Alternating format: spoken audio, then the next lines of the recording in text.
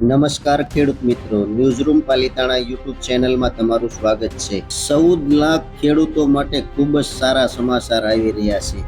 ખેડૂતોને ₹50,000 સુધીની લોન થશે માફ। કયા રાજ્યમાં થશે અને કયા કયા ખેડૂતને થશે, સંપૂર્ણ વિગત વિડીયોમાં તમને કહેવાની છે।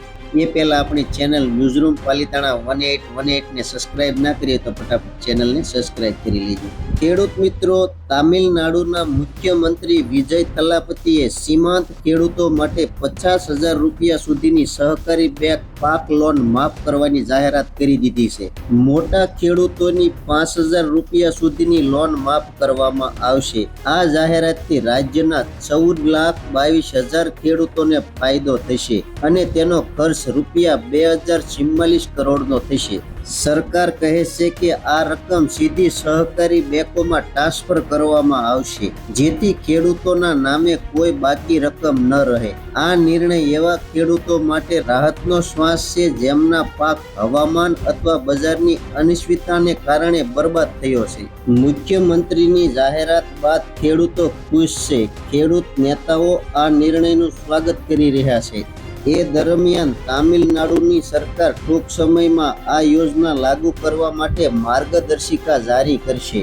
જિલ્લા કલેક્ટરોને લાયક ખેડૂતોની યાદી તૈયાર કરવા અને કોઈ પણ ખેડૂત બાકાત ન રહે તેની ખાતરી કરવા સૂચના આપવામાં આવી છે।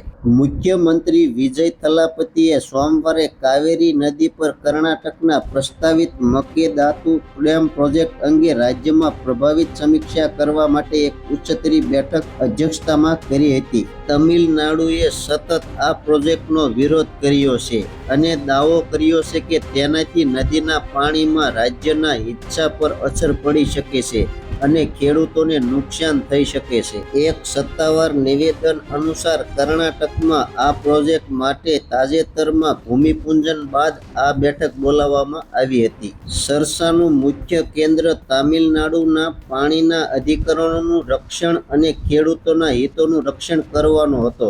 ખેડૂત મિત્રો, વિજય થલાપતિ મુખ્યમંત્રી બનતાની સાથે જ લીધો છે નિર્ણય।